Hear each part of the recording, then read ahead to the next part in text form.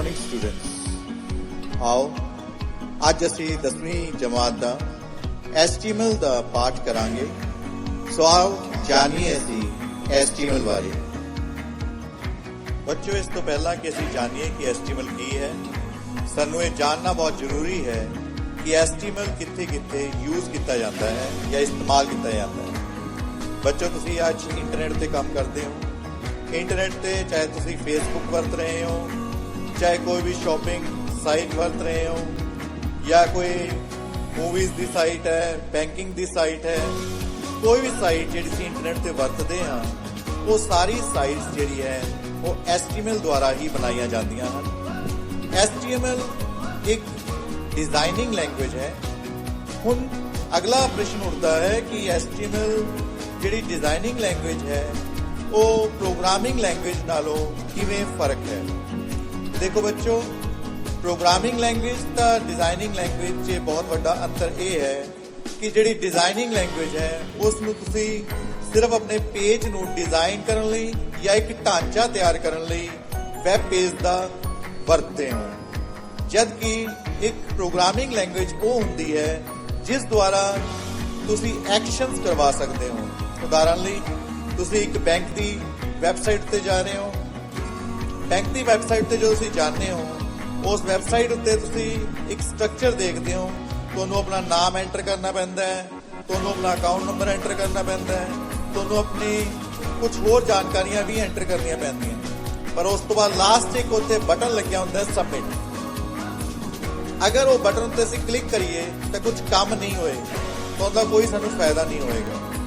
वो बटन जिहड़ा काम करवा रहा है वो एक्शन है, वो एक्शन जिहड़ा है वो प्रोग्रामिंग लैंग्वेजेस द्वारा ही करवाया जा सकता है, जबकि जो डिज़ाइनिंग है तुसी जो चीज़ अपनी वैबसाइट पे देख रहे हो वो सारी डिज़ाइनिंग जो है वो अपने कोले HTML द्वारा की गई है। HTML दो शब्दों नूं मिलके बनया है, हाइपरटेक्स्ट मार्कअप लैंग्वेज। हाइपरटेक्स्ट का मतलब है इस विच असीं हाइपरलिंक कर सकते हाँ, मतलब किसी वर्ड नूं या शब्द नूं या किसी इमेज नूं तुसी किसी होर चीज़ दे नाल लिंक कर सकते हो। जदों उस दे उत्ते क्लिक करते हो तो तुसी उस पर्टिकुलर पेज दे विच जा सकते हो। दूसरा शब्द है मार्कअप लैंग्वेज। मार्कअप लैंग्वेज का मतलब है एक डिज़ाइनिंग स्ट्रक्चर लैंग्वेज है जिस दे अंदर असी वैब पेजेस नूं डिज़ाइन कर सकते हैं। ये टिम बर्नर्स-ली द्वारा 1999 विच बनाई गई सी।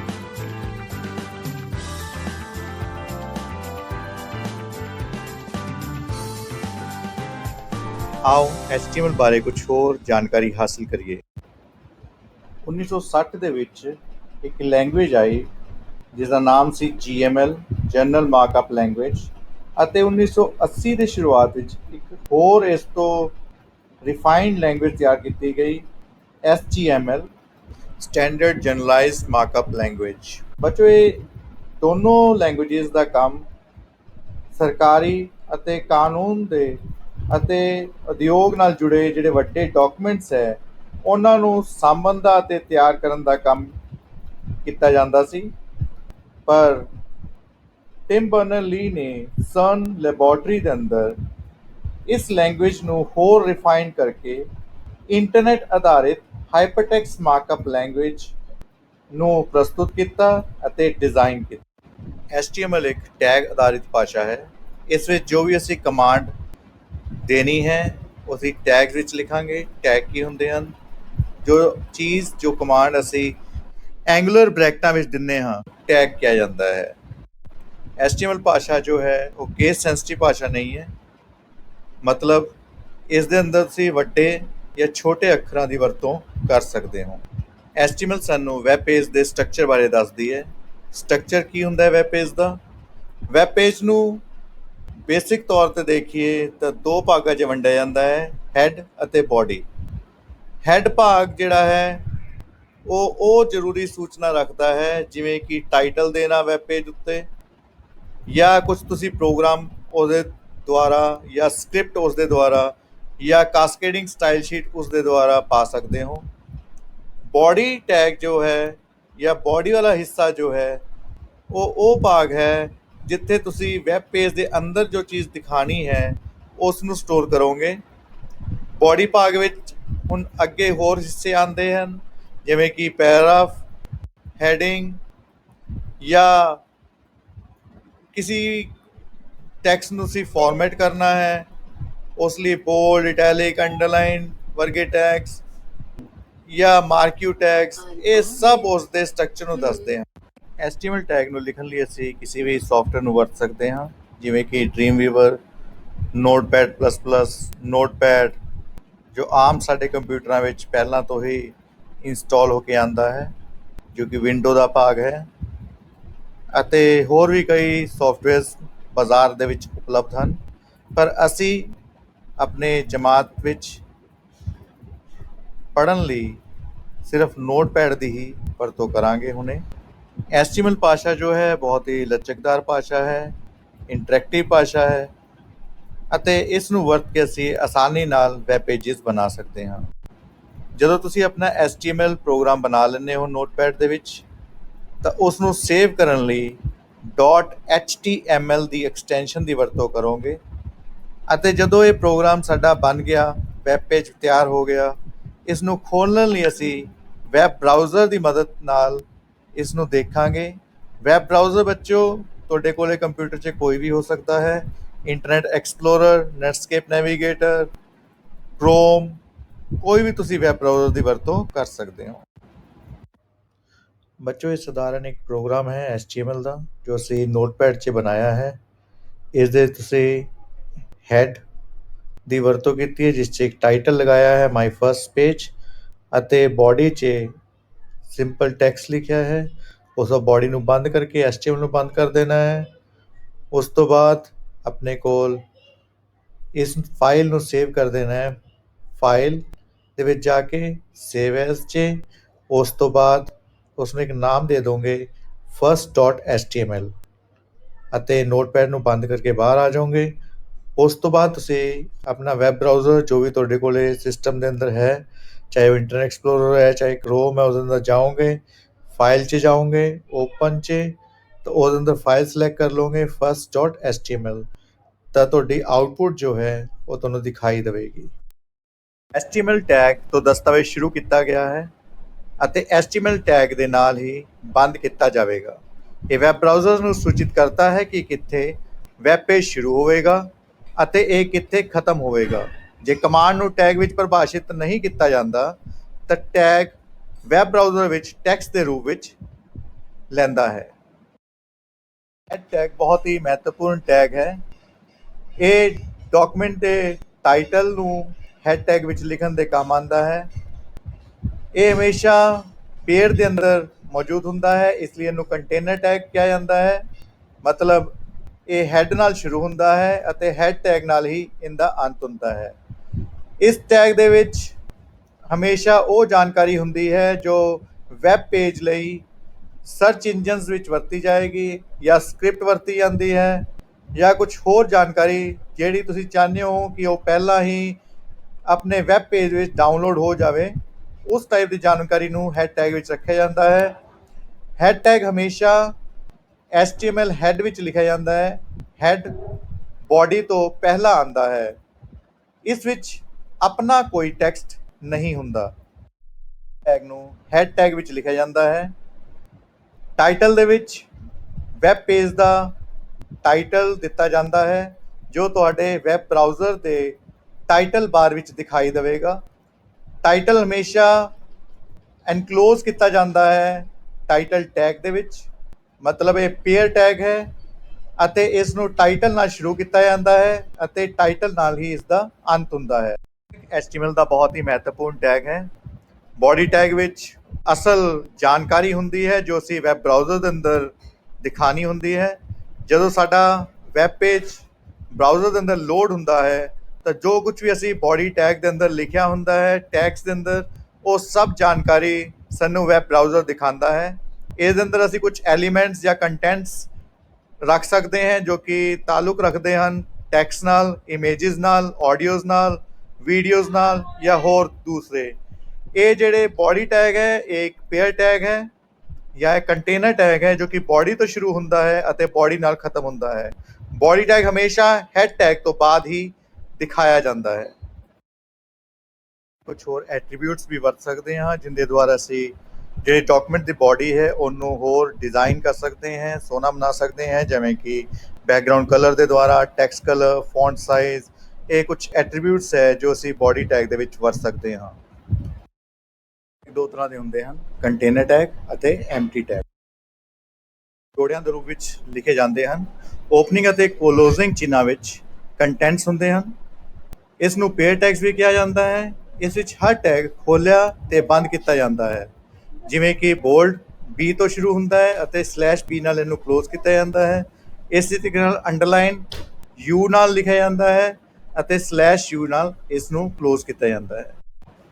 ਐਮਟੀ ਟੈਗ ਨੂੰ ਖਾਲੀ ਟੈਗ ਵੀ ਕਿਹਾ ਜਾਂਦਾ ਹੈ ਕਿਉਂਕਿ ਇਸ ਵਿੱਚ ਕੇਵਲ ਸ਼ੁਰੂਆਤੀ ਟੈਗ ਹੀ ਹੁੰਦਾ ਹੈ। ਇਸ ਦਾ ਕੋਈ ਵੀ ਕੰਟੈਂਟ ਨਹੀਂ ਹੁੰਦਾ। ਐਮਟੀ ਟੈਗ ਵਿੱਚ ਐਂਟਿੰਗ ਟੈਗ ਨਹੀਂ ਹੁੰਦਾ। ਉਦਾਹਰਨ ਲਈ BR ਟੈਗ, ਇਮੇਜ ਟੈਗ ਆਦਿ।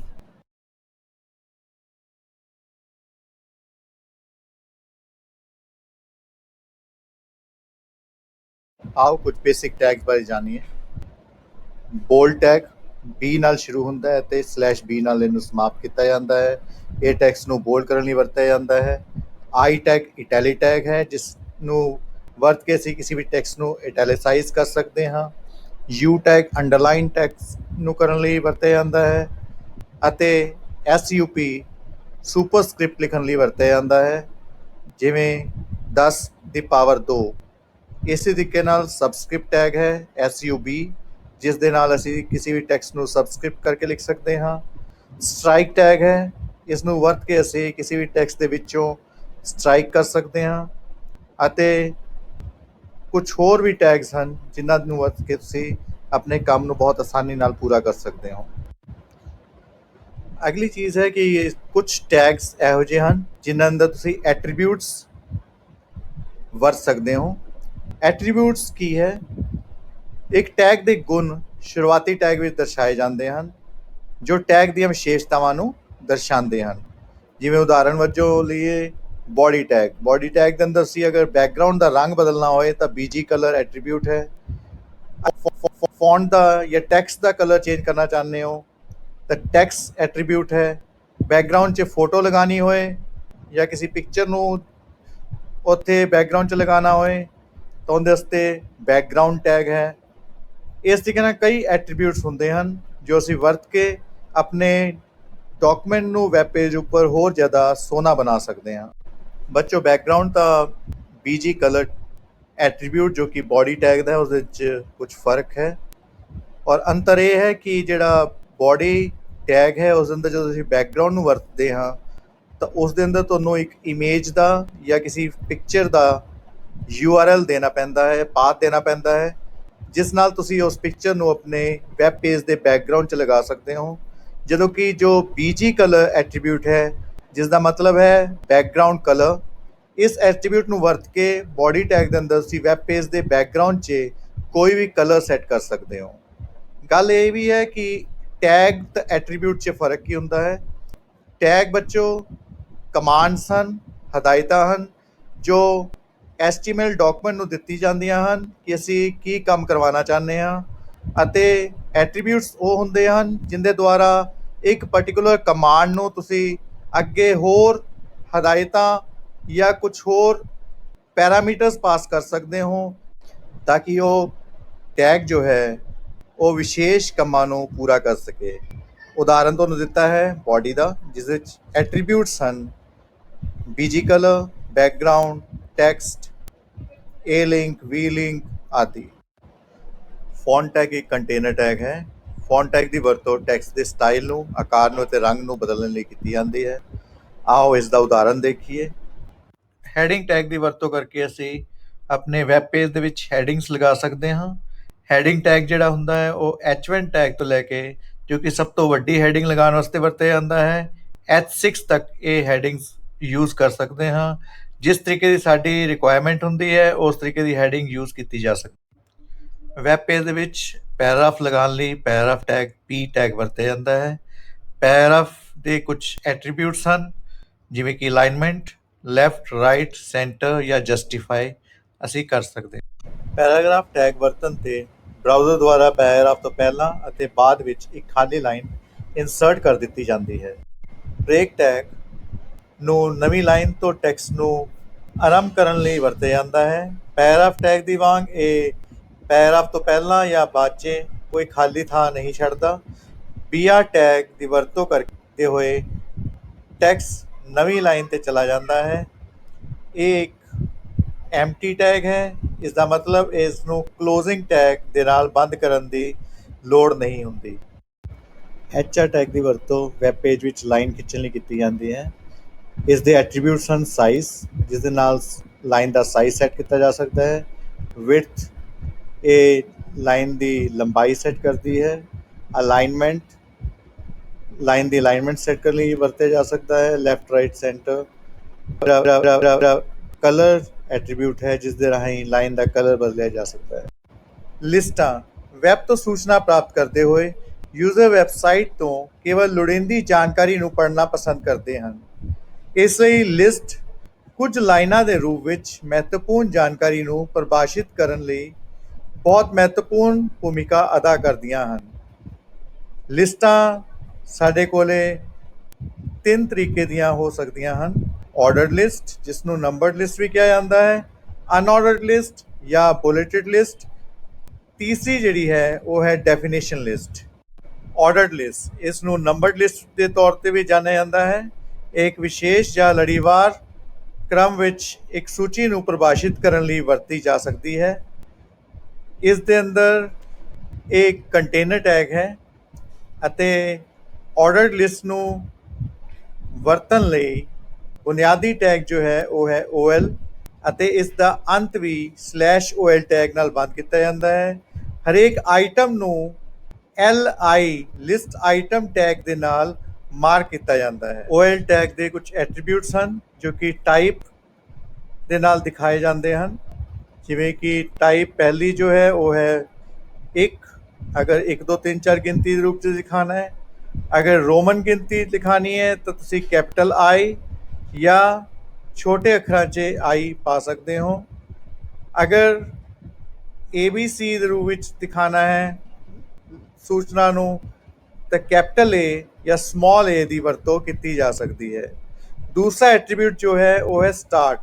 ਤੁਸੀਂ ਲੜੀ ਨੂੰ ਕਿੱਥੋਂ ਸ਼ੁਰੂ ਕਰਨਾ ਚਾਹੁੰਦੇ ਹੋ। ਮੰਨ ਲਓ ਤੁਸੀਂ ਸਟਾਰਟ ਦੇ ਅੰਦਰ 5 ਦੇਤਾ ਤਾਂ ਟਾਈਪ 'ਚ 1 ਦੇਤਾ ਤਾਂ ਤੁਹਾਡੀ ਲੜੀ ਜਿਹੜੀ ਹੈ ਜਾਂ ਸੂਚੀ ਜਿਹੜੀ ਹੈ ਉਹ 5 ਤੋਂ ਸ਼ੁਰੂ ਹੋਏਗੀ। 5 ਤੋਂ ਬਾਅਦ 6, ਫਿਰ 7, ਫਿਰ 8, ਫਿਰ 9, ਇਸ ਤਰੀਕੇ ਨਾਲ ਅੱਗੇ ਜਾਂਦੀ ਰਹੇਗੀ। ਲਿਸਟ ਜਾਂ ਬੁਲੇਟਡ ਲਿਸਟ ਉਹ ਸੂਚੀਆਂ ਜਿਨ੍ਹਾਂ ਕੋਲ ਇੱਕ ਦੂਜੇ ਨਾਲ ਸੰਬੰਧਿਤ ਜਾਣਕਾਰੀ ਹੁੰਦੀ ਹੈ ਪਰ ਉਹਨਾਂ ਦਾ ਕ੍ਰਮ ਮਹੱਤਵਪੂਰਨ ਨਹੀਂ ਹੁੰਦਾ।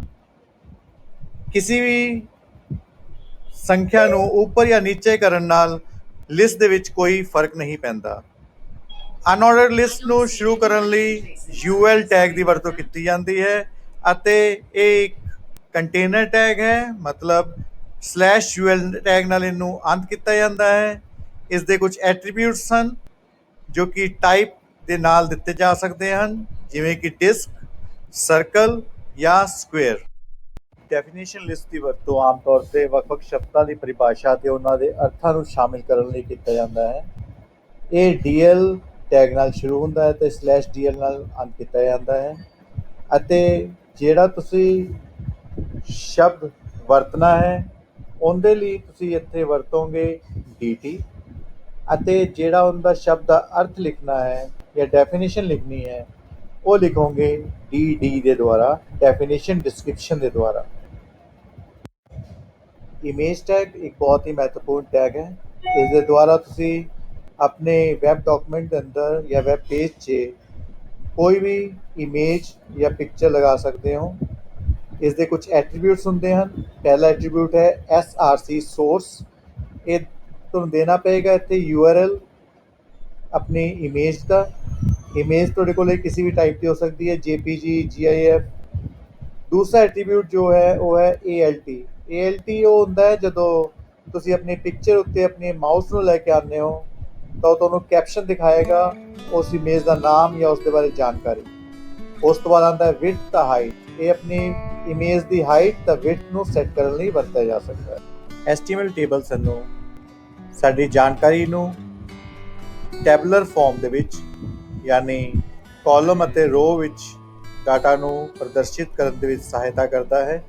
HTML ਟੇਬਲ ਦੇ ਵਿੱਚ ਅਸੀਂ ਇਮੇजेस ਨੂੰ, ਲਿੰਕਸ ਨੂੰ, ਡੇਟਾ ਨੂੰ ਇੱਕ ਟੈਬੂਲਰ ਫਾਰਮ ਦੇ ਵਿੱਚ ਬਹੁਤ ਹੀ ਜ਼ਿਆਦਾ ਆਕਰਸ਼ਕ ਰੂਪ ਦੇ ਵਿੱਚ ਪ੍ਰਸਤੁਤ ਕਰ ਸਕਦੇ ਹਾਂ। ਇਸ ਦੇ ਲਈ ਸਾਨੂੰ ਟੇਬਲ ਟੈਗ ਦੀ ਵਰਤੋਂ ਕਰਨੀ ਪੈਂਦੀ ਹੈ। ਟੇਬਲ ਟੈਗ ਦੇ ਵਿੱਚ ਕੁਝ ਸਬ ਟੈਗ ਹਨ, ਜਿਵੇਂ ਕਿ TH ਟੇਬਲ ਹੈਡਿੰਗ ਲਈ ਵਰਤਿਆ ਜਾ ਸਕਦਾ ਹੈ, TR ਟੇਬਲ ਰੋ ਲਈ ਅਤੇ TD ਟੈਗ ਜੋ ਹੈ ਉਹ ਟੇਬਲ ਡੇਟਾ ਨੂੰ ਟੇਬਲ ਦੇ ਵਿੱਚ ਡਾਲਣ ਲਈ ਵਰਤਿਆ ਜਾਂਦਾ ਹੈ। ਟੇਬਲ ਦੇ ਕੁਝ ਹੋਰ ਐਟਰੀਬਿਊਟਸ ਹਨ: ਸੈੱਲ ਸਪੇਸਿੰਗ, ਸੈੱਲ ਪੈਡਿੰਗ, ਰੋ ਸਪੈਨ ਅਤੇ ਕਾਲਮ ਸਪੈਨ। ਆਓ ਇਹਨਾਂ ਬਾਰੇ ਜਾਣੀਏ। ਟੇਬਲ ਵਿੱਚ ਡਾਟਾ ਸੈੱਲਸ ਦੇ ਵਿਚਕਾਰ ਪਿਕਸਲਸ ਦੀ ਚੌੜਾਈ ਹੈ। ਗ੍ਰਿਡ ਬਣਾਉਣ ਵਾਲੀ ਲਾਈਨਾਂ ਦੀ ਮੋਟਾਈ ਬਾਈ ਡਿਫਾਲਟ 0 ਹੈ। ਜੇਕਰ ਬਾਰਡਰ 0 ਤੇ ਸੈੱਟ ਹੈ ਤਾਂ ਸੈੱਲ ਸਪੇਸਿੰਗ ਲਾਈਨ ਨਹੀਂ ਦਿਖੇਗੀ। ਉਦਾਹਰਨ ਲਈ ਟੇਬਲ ਬਾਰਡਰ 2 ਕੀਤਾ ਗਿਆ ਹੈ ਅਤੇ ਸੈੱਲ ਸਪੇਸਿੰਗ 12, ਤਾਂ ਤੁਸੀਂ ਦੇਖੋਗੇ ਕਿ ਜਿਹੜੀ ਆਪਣੇ ਕੋਲੇ ਗ੍ਰਿਡ ਲਾਈਨਸ ਹੈ ਉਸ ਦੀ ਚੌੜਾਈ ਜਿਹੜੀ ਹੈ ਉਹ ਵੱਧ ਚੁੱਕੀ ਹੈ।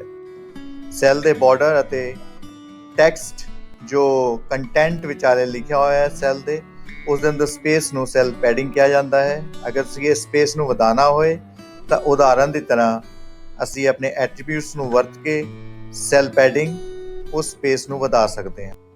ਰੋ ਸਪੈਨ ਅਤੇ ਕਾਲਮ ਸਪੈਨ ਦੀ ਵਰਤੋਂ ਕਰਕੇ ਅਸੀਂ ਰੋਜ਼ ਨੂੰ ਅਤੇ ਕਾਲਮਸ ਨੂੰ ਇੱਕ ਤੋਂ ਜ਼ਿਆਦਾ ਸੈੱਲਸ ਦੇ ਵਿੱਚ ਫੈਲਾ ਸਕਦੇ ਹਾਂ। ਰੋ ਸਪੈਨ ਨਾਲ ਇੱਕ ਤੋਂ ਵੱਧ ਕਤਾਰਾਂ ਵਿੱਚ ਅਸੀਂ ਫੈਲਾ ਸਕਦੇ ਹਾਂ ਅਤੇ ਕਾਲਮ ਸਪੈਨ ਦੀ ਵਰਤੋਂ ਕਰਕੇ ਇੱਕ ਕਾਲਮ ਨੂੰ ਜਾਂ ਇੱਕ ਸੈੱਲ ਨੂੰ ਅਸੀਂ ਇੱਕ ਤੋਂ ਜ਼ਿਆਦਾ ਕਾਲਮਸ ਵਿੱਚ ਫੈਲਾ ਸਕਦੇ ਹਾਂ।